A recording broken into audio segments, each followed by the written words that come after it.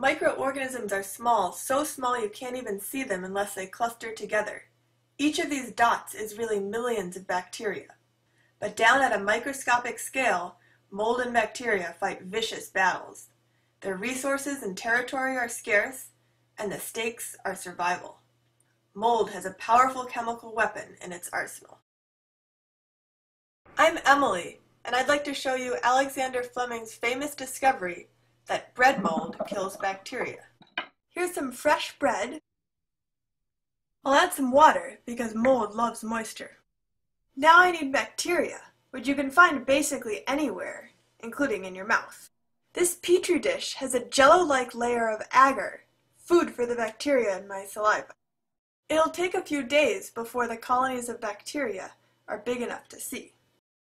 Let's set up a place to grow the mold and bacteria in a contained way so it doesn't spread or infect anything else. These bell jars will help make sure that nothing contaminates the experiment and the experiment doesn't contaminate anything else. I'm back! Wow, there's a lot of bacteria. Each cell divided and divided and divided to make a colony that we can see now. Some bread mold also grew. Let's see if it can kill some bacteria. I'll take a chunk of bread mold and let it do its work. Legend has it that in Fleming's original experiment, some mold from his lunch sandwich accidentally dropped into his petri dish. Let's take a closer look, then we'll come back later and see what's changed.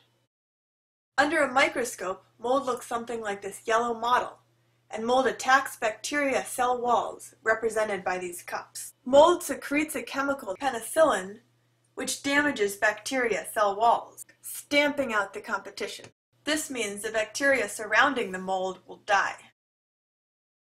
We're looking for bacterial death around the mold. Do you see where the bacteria have died around the mold? This is called the ring of death.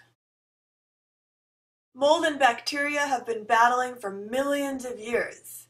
Mold keeps coming up with new weapons, antibiotics, and bacteria keeps coming up with new shields, resistance. Alexander Fleming, after treating wounded soldiers in World War I, was the first person to realize how useful antibiotics are for treating infection. Today, we remember him for his discovery of penicillin. I think his experiment is really neat, and I hope you do too.